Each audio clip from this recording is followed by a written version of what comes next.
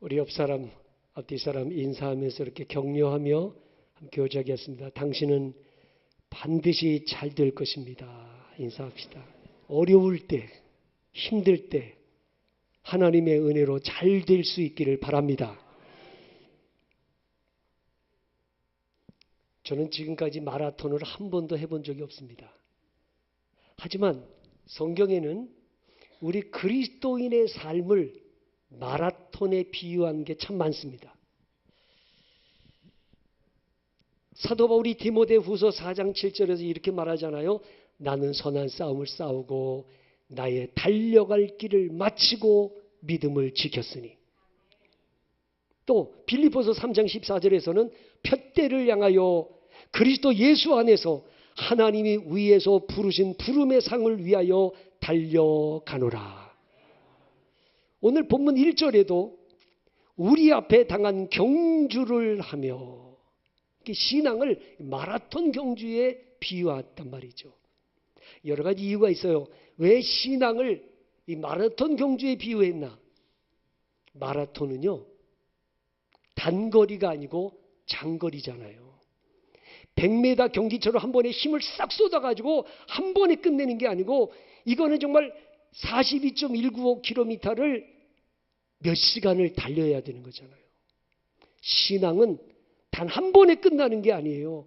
우리는 천국에 가는 그날까지 끊임없이 선한 싸움 싸우며 달려가야 할 믿음의 장거리라는 걸 아셔야 돼요. 마라톤은요, 자기와의 싸움인 거예요. 물론 함께 달리는 경쟁자가 있긴 하지만 사실은 자기 자신과 싸우는 시간이에요. 때로 홀로 외롭게 달려야 되잖아요. 얼마나 고독한 싸움입니까? 그만두고 싶을 때도 수없이 많을 거예요. 하지만 그 고비를 넘기면서 끊임없이 자기와의 싸움에서 이기면서 달려야 해요. 신앙도 마찬가지죠. 사탄의 시험도 있고 여러 가지 외부적인 어려움도 있지만 자기 자신을 쳐서 복종시키는 경건의 훈련을 통해서 끊임없이 자기와의 싸움에서 이겨가야 하는 게 신앙입니다. 마라톤은 올림픽의 꽃이잖아요. 그래서 이 올림픽이 마지막 폐회식을 하기 전에 마지막으로 하는 경기가 마라톤입니다. 그래서 마라톤 경기를 할 때 그 메인 스타디움에 관중석에 가득 차 있잖아요. 그리고 마라톤 선수가 그 메인 스타디움에 들어올 때 그 많은 관중객들이 박수를 치면서 환영을 해줍니다. 그리고 지금은 금메달을 목에 걸어주지만 옛날 고대에는 월계관을 머리에 씌워줬단 말이죠. 그러니 이 마라톤 경기는 영광이 있고 상급이 있어요. 신앙도 마찬가지죠. 우리가 신앙을 가지고 마지막까지 충성되게 다름질하면 끝내는 주님 앞에 의의 면류관, 영광의 면류관을 얻는 상급이 우리를 위해 기다리고 있습니다. 중요한 것은 이 마라톤 경기자가 포기하지 않고 끝까지 완주하고 믿음으로 승리하려면 필요한 게 있어요. 절제입니다. 절제. 그래서 고린도전서 9장 24절 25절 말씀 보면 운동장에서 다름질하는 자들이 다 달릴지라도 오직 상을 받는 사람은 한 사람인 줄을 너희가 알지 못하느냐. 너희도 상을 받도록 이와 같이 다름질하라. 이기기를 다투는 자마다 모든 일에 절제하나니 그들은 썩을 승리자의 관을 얻고자 하되 우리는 썩지 아니할 것을 얻고자 하노라. 그러니까 마라톤 경주자에게 꼭 필요한 게 뭐냐면 절제죠. 절제. 여러분, 내일이 마라톤 경기인데 오늘 배 터지게 먹어가지고 내일 달릴 수 있겠습니까? 음식도 조절을 해야 돼요. 적당히 먹어야 돼요. 시간 관리도 잘해야 돼. 시간 관리. 내일 마라톤 경기인데 오늘 전 친구들과 술 파티를 하면서 밤새도록 술을 마시고 나서 내일 운동장에서 달릴 수 없어요. 페이스 조절 잘해야 돼요. 뭐 옆에 있는 사람이 막 달려간다고 해서 나도 뭐 그 사람 따라가서 달려가다 보면 중도에 그만둬야 돼. 내 나름대로의 속도 조절을 적당히 하면서 달려야 돼. 신앙도 마찬가지예요. 신앙도 절제해. 우리가 천국 가는 그날까지 믿음의 경주를 잘하려면 절제할 줄 알아야 돼. 특별히 예수 믿는 사람들은 언어, 말의 절제를 잘해야 돼. 하고 싶은 말, 기분대로 감정대로 다 말을 쏟아내놓고 어떻게 살아요? 여러분, 우리는 이스라엘 백성들이 광야에서 하고 싶은 말 다 쏟아내놨다가 결국에는 망하지 않습니까? 원망불평. 저와 여러분들이 천국 가는 그날까지 믿음으로 승리하는, 완주하는 사람이 되려면 입술도 하나님 영광 가려우는 말 하지 말 것이며, 남에게 상처 주는 말 하지 말 것이며, 덕스럽지 못한 말 하지 말 것이며, 오늘도 꼭 입술에 파수꾼을 세워 절제할 줄 아는 언어 생활이 돼야 믿음에 완주할 수 있어요. 음식도 절제할 줄 알아야 돼요. 몸에 해로운 건 먹지 말아야지. 예.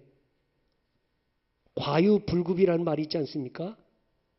너무 지나치면 미치지 못한 것만 못해요. 그래서 아무리 좋은 거라도 많이 먹으면 이게 도리어 해롭습니다.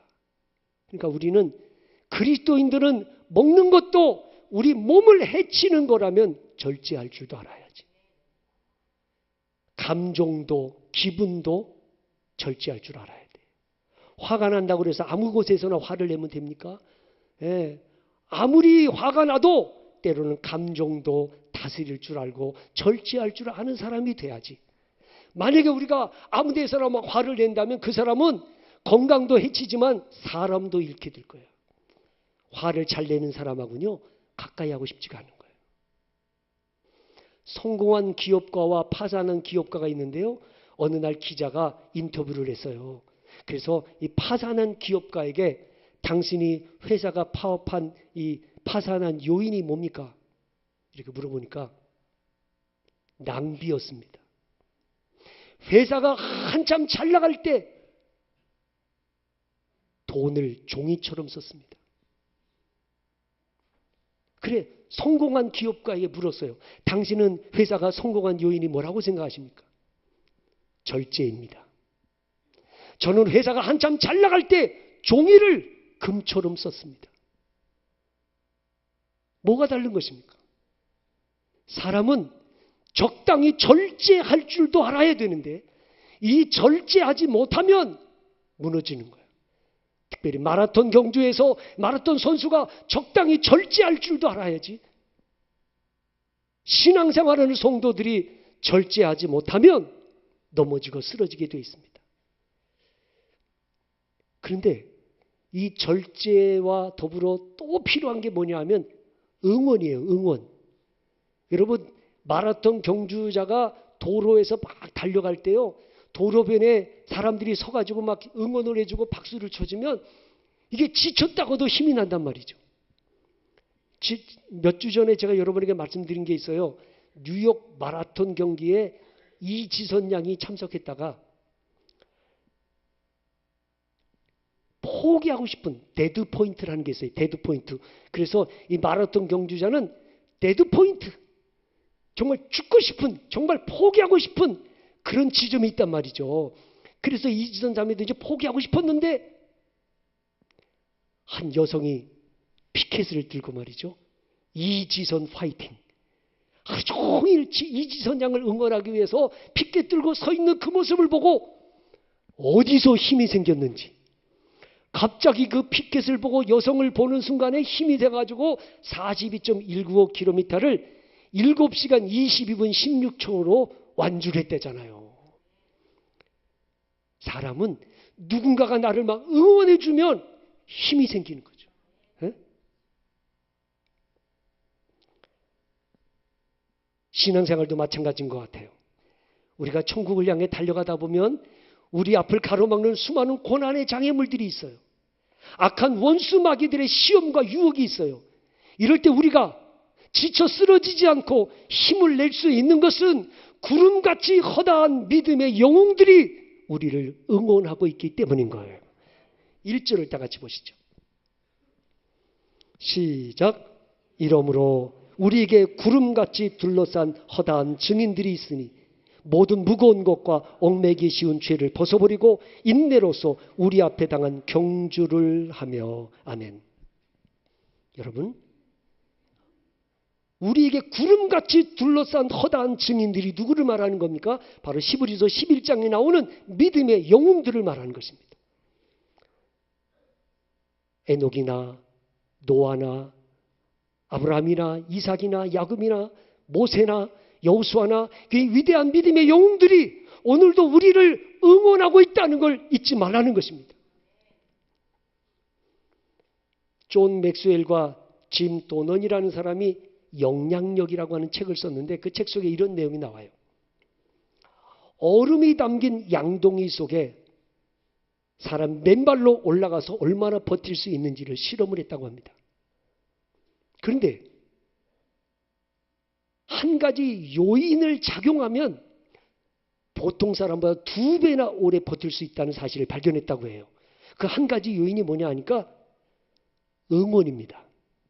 자, 아무도 없는 방에 양동이에다가 얼음 채워놓고 그 위에 맨발로 올라가서 있으면 보통 사람이 1분을 버틸 수 있다. 그런데 사람들이 뚝 둘러서 가지고 막 박수 쳐주고 조금만 더 힘내라고 응원을 해주면 2분을 견딜 수 있다는 거예요. 2배로. 그러니까 사람은 누군가가 나를 응원해주고 지지해주고 성원해주면 힘을 얻어서 견딜 수 있게 되더라는 것이죠. 우리가 믿음으로 경주하다 보면 힘들고 지쳐서 포기하고 싶은 데드 포인트에 이르를 때가 있어요. 그때 나를 응원해주고 있는 이 믿음의 영웅들의 함성 소리를 들을 수 있었으면 좋겠어요. 내 안에 계신 성령님께서 나를 응원해주는 음성을 들을 수 있었으면 좋겠습니다. 그리고 그 어려운 고비를 이겨갈 수 있었으면 좋겠어요. 절제도 중요하고 나를 응원해주는 것도 중요한데 가장 중요한 게 뭐냐면 인내하는 거라고 그래요. 참고 견디는 거예요. 그래서 오늘 본문 말씀에 보면 1절에도 2절에도 3절에도 동일하게 나오는 말이 뭐예요? 인내하는 거, 참고 견디는 거. 네. 자, 오늘 말씀 2절 3절을 같이 보시자고요. 시작. 믿음의 주요 또 온전하게 하시는 이인 예수를 바라보자. 그는 그 앞에 있는 기쁨을 위하여 십자가를 참으사 부끄러움을 개의치 아니하시더니 하나님 보좌 우편에 앉으셨느니라. 너희가 피곤하여 낙심하지 않기 위하여 죄인들이 이같이 자기에게 거역한 일을 참으신 일을 생각하라. 아멘. 자, 마라톤 경주적의 가장 중요한 덕목이 인내라고 하는데 제가 들은 얘기입니다만 이게 이제 한 30km 정도 달렸잖아요. 얼마나 지쳤겠어요. 그런데 이제 오르막길이 나오는 거예요. 그 30km 정말 힘들게 달려왔는데 오르막길을 올라갈 때는요. 다리가 천근만근 무겁고 숨이 턱까지 차올라가지고요. 정말 너무너무 힘들어서 포기하고 싶을 때가 있는 거예요. 그때 그 어려움을 포기하고 싶지만 어머니 얼굴을 떠올리면서 나를 위해서 그렇게 고생하시면서 뒷바라지해 준 어머니 얼굴을 떠올리면서 그리고 그걸 견디고 달리는 거야. 여러분, 우리가 신앙생활 하면서 정말 너무너무 힘들어가지고 교회도 가기 싫고 기도도 하기 싫고 사람 만나는 것도 싫고 하여튼 모든 게 다 귀찮아. 이제 뭐 신앙의 회의가 와 막.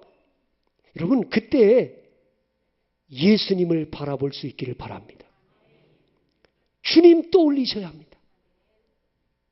예수님께서 나를 살리려고 십자가에서 온갖 모욕과 멸시를 다 받으면서 피 흘려 돌아가신 그 예수님 생각하면서 우리가 겪고 있는 이 고난은 아무것도 아니라 예수님 생각하면서 우리가 당하는 고난을 능히 이겨내고 참고 견딜 수 있기를 바랍니다.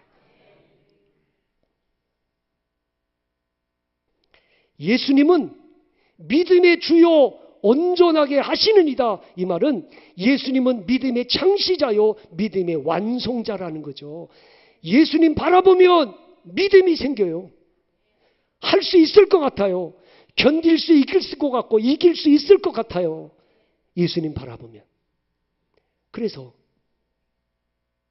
예수님의 제자들이 배를 타고 가다가 풍랑을 만났잖아요. 밤새도록 사투를 벌이고 있는데 예수님께서 새벽에 물 위로 걸어오시는 거예요. 유령인 줄 알고 제자들이 무서워하고 있을 때 예수님 말씀하셨어요. 내니 두려워하지 마라. 그때 베드로가 이렇게 말하죠. 만일 주시오든 나로 물 위로 오라 명하시옵소서. 내게로 오라. 그때 베드로가 예수님 바라볼 때 나도 물 위를 걸을 수 있을 것 같은 믿음이 생겨서 물로 뛰어내려 물 위를 걸어 예수님께로 가지 않습니까? 근데 바람이 불어서 풍랑이 일어나는 걸 보고 물속에 빠집니다. 잘 보세요. 여러분, 우리가 자꾸만 환경을 바라보고 사람을 바라보다 보면 우리도 낙심과 절망에 빠질 때가 있어요. 그러나 예수님 바라보면 믿음이 생겨요. 이길 수 있어요. 할 수 있을 것 같아요. 예수님을 바라보면 참고 견딜 수 있을 것 같아요. 스데반 집사님이 십자가에 죽으시고 부활하신 예수님의 복음을 증거하다가 붙잡혀가지고 사내들인 공회원 앞에서 신문을 받지 않습니까? 그 신문 받을 때 스데반 집사님은 두려워 떨거나 기죽지 않았고 그 얼굴이 천사의 얼굴과 같다 그랬습니다. 왜요? 자기를 죽이려고 하는 사람들이 자기를 둘러 있는데도 두렵지 않았어요. 성경이 이렇게 말합니다. 사도행전 7장 55절에 스데반이 성령 충만하여 하늘을 우러러 주목하여 하나님의 영광과 및 예수께서 하나님 우편에 서신 것을 보고, 예수님을 바라볼 때 스데반 집사님은 자기를 죽이려고 하는 사내들인 공회원 앞에서도 천사의 얼굴을 알 수 있었어요. 마침내 그들이 스데반을 끌고 성 밖으로 내쳐서 돌로 스데반을 쳐서 돌에 맞아 죽어가면서 온몸이 피투성이가 되어가면서도 스데반이 저들을 용서하는 기도를 드려요. 그 고통을 다 이겨냅니다. 믿음을 지켜냅니다. 예수님 바라보았기 때문입니다. 오늘 우리가 예수님 바라보지 아니하고 자꾸만 환경만 바라보고 문제만 바라보고 사람만 바라다 보면 우리는 낙심하게 되는 거죠. 새 눈을 가진 자는 흥하고 벌레의 눈을 가진 자는 망한다는 격언이 있습니다. 이 말은 낮고 어두운 것을 바라보지 말고 높고 밝은 것을 바라봐야 함을 교훈하는 것입니다. 우리가 믿음의 경주자로 저 천국을 향해 다름질하면서 세상 바라보고 사람 바라보면 실족합니다. 믿음의 주요 온전하게 하시는 예수님을 바라보아야 우리는 끝까지 인내하며 참고 견디며 믿음의 경주를 할 수 있게 되는 것입니다. 히브리서 11장에 나와 있는 이 믿음의 영웅들, 아브람, 노아, 모세, 여호수아, 위대한 믿음의 영웅들이 기록되어 있지만 성경에는 이들은 우리를 둘러싼 증인들에 불과하지 이들을 바라보라고 하지 않았습니다. 우리는 아브라함을 바라볼 것도 아니고 모세를 바라볼 것도 아니고 우리가 바라봐야 할 분은 오직 예수 그리스도 한 분뿐임을 잊지 말아야 합니다. 우리가 바라볼 분은 오직 예수 그리스도요.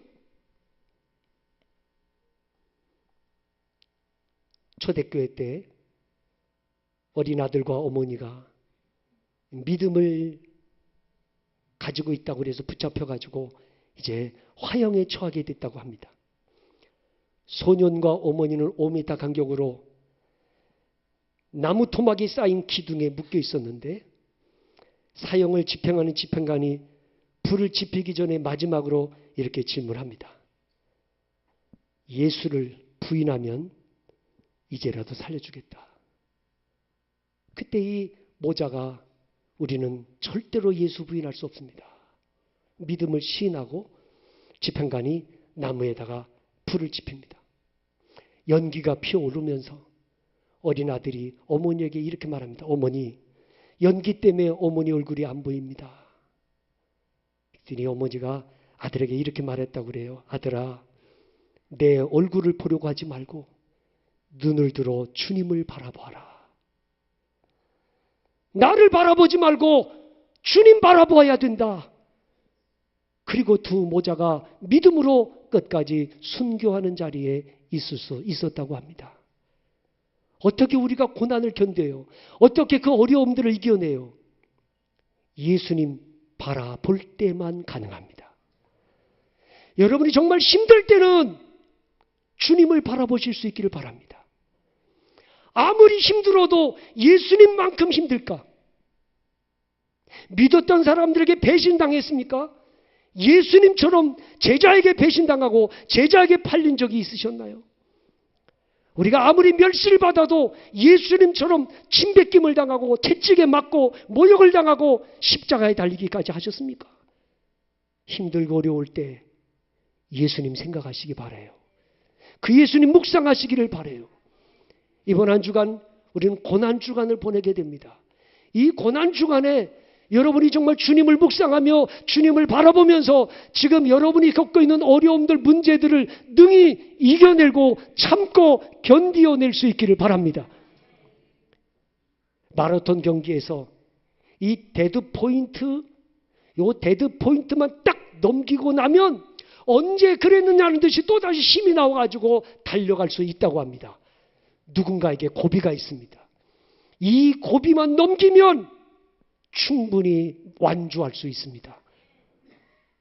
이 아침에 나온 저 여러분, 우리가 바라보아야 할 것은 오직 예수 그리스도뿐입니다. 절대로 사람을 바라보지 마십시오. 저는 종종 그런 말 합니다. 목사도 바라보지 말고 그 누구도 바라보지 마라. 우리가 바라보아야 할 분은 오직 예수 그리스도뿐인 거예요. 제가 요한복음 5장에서 베데스다 연못에 병자들이 다 모여 있지 않습니까? 근데 그 베데스다 연못에 사람들이, 병자들이 그렇게 모인 이유가 뭐예요? 가끔 이 베데스다 연못이 물이 막 동하는 거예요. 오늘날로 말하면 온천수가 막 흘러나왔던 것 같아요. 그러다 보니까 환자들이 그 베데스다 연못에 누구든지 먼저 들어가면 병이 낫는다는 소문이 나가지고 전국에서 환자들이 다 모인 거예요. 그런데 어느 날 예수님이 이 베데스다 연못을 방문하셨어요. 그런데 아무도 예수님을 바라보지 않아요. 뭐만 쳐다보고 있어요?